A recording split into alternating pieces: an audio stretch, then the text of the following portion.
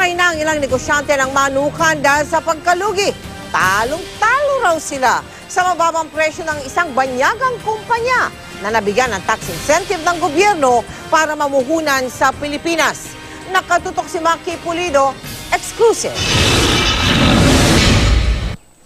Ipon mula sa pagtatrabaho bilang factory worker sa Taiwan ang ipinuhunan ni Renato Manuel sa Manukan sa Bulacan.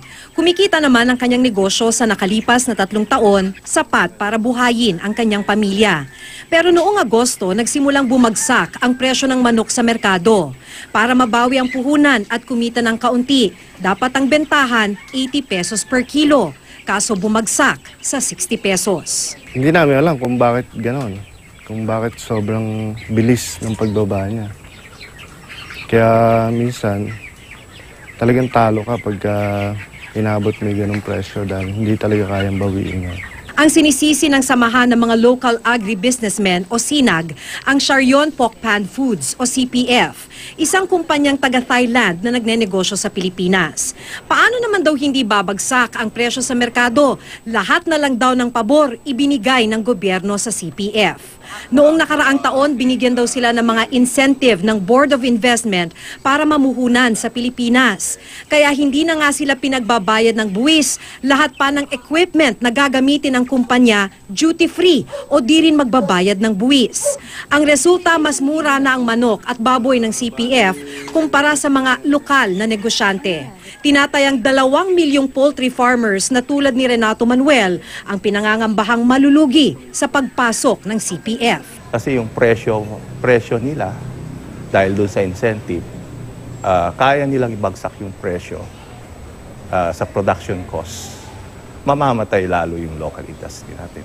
Kahit Bureau of Internal Revenue kontra sa tax incentives na ibinigay ng Board of Investment.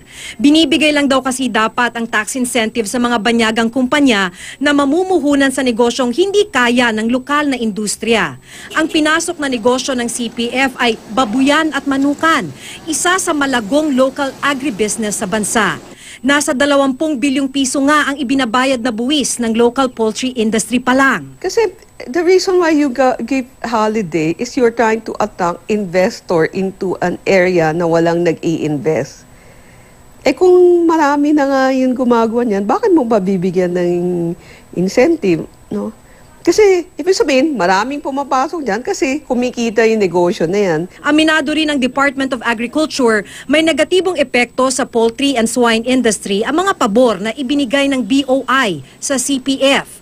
Pero tali na raw ang kamay nila, kaya naghahanap sila ngayon ng paraan para maging patas ang laban. Ako po yung humingi ng paumanhin in behalf of the government na kung meron pong minsan ay nakalampas na ganyan, but we have the honor, yung pong responsibilidad ng ating pamahalaan. Ayaw magpa-interview ng Board of Investment, pero humarap ang mga opisyal ng CPF. Nakuha raw nila ang mga insentibo dahil $20 million ang ilalabas nilang puhunan, may mga bago rin daw silang teknolohiya na ipapasa sa mga Pinoy. Our attention is we need to bring our experience. We have that experience in the global country. We invest and want to improve Philippine country. This is the main. Hindi alam ni Renato ang mga ganitong diskusyon. Ang alam lang daw niya, nalulugi na siya dahil sa pagbagsak ng presyo ng manok sa merkado. At kung magtuloy-tuloy raw ito, malamang babalik na lang siyang factory worker sa Taiwan. Maki Pulido, nakatutok, 24 oras.